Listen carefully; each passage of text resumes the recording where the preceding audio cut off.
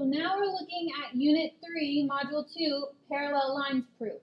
So if you look, it says we're doing still an introduction to proof with parallel lines cut by a transversal. So let's go over our vocabulary again. So we talked about the vertical angles proof in the last example, or in the last set of notes. We showed that the theorem is true. We proved it to be true.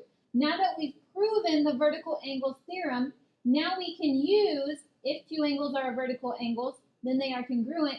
We can use this in other proofs moving forward. Okay, so that's why we needed to do that. We needed to prove it to be true so we can use it in the future. Linear pair postulate, we don't have to prove it to be true because it's a postulate, it's already accepted as true. If you notice, I'm color coding. Congruent is green, supplementary is pink. But now, a couple others that we're going to be looking at are corresponding angles. It's a postulate. Since it's a postulate, we don't have to prove it to be true. We just accept it.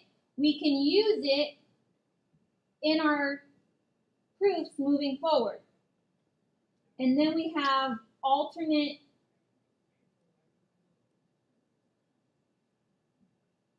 interior angles theorem. If two parallel lines are cut by a transversal, then alternate interior angles are congruent. So alternate interior would be 3 and 5. We also have the alternate exterior angles theorem that says if two parallel lines are cut by a transversal, then alternate exterior angles are congruent. We will also need to prove that one before we can use it moving forward. The next one is same side interior angles theorem. We'll need to prove it before we can say that if two parallel lines are cut by a transversal, then same side interior angles are supplementary. So we have 4 and 5. Then the last one would be same side exterior angles theorem. If two parallel lines are cut by a transversal, then same side exterior angles are supplementary.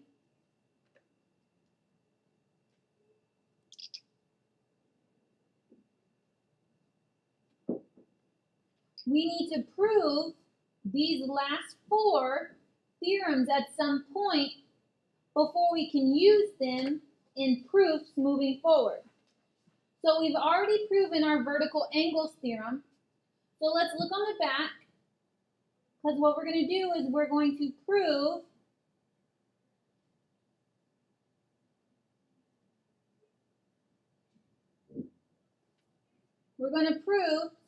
the same side exterior angles theorem. So let's look at the back. We're going to prove this one right here.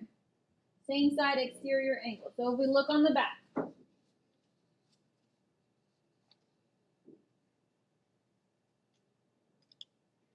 so once again, our statements are on the left and our reasons are on the right. So we need to be sure and write the given. R is parallel to S. The reason that is because it is a given. So when looking, we could start out with, we're trying to prove that angle 2 and angle 7 are supplementary. We want to know angle 2 and angle 7. They're supplementary. They're on the same side. We're trying to prove the same side exterior angle theorem. So we could start out by saying angle 2 and angle 6 are corresponding angles. They're corresponding angles. How do we know that? Because of the definition of corresponding angles. All right, so we know angle 2 and angle 6 are corresponding. Well, if they're corresponding, that means that angle 2 and angle 6, that says that they are congruent. That is because of the corresponding angles postulate. And we can use that postulate because it is accepted as true. If they are congruent, then that means that the measure of angle 2 is equal to the measure of angle 6. We go back to the definition of congruency. So we would say the definition of congruent angles. So we know angle 2 and angle 6 are the same. So you can basically say now angle 6 is the same as 2. So how are we going to say this angle is supplementary? Well, we would say that if you look at them, we can see they're a linear pair. So we would say angle 6 and angle 7 are a linear pair. How do we know they're a linear pair? Because of the linear pair postulate. They're a linear pair. Well, if they are a linear pair, what does that mean that they add up to? It means that angle 6 and angle 7 are equal to 180 degrees. That's the definition of supplementary.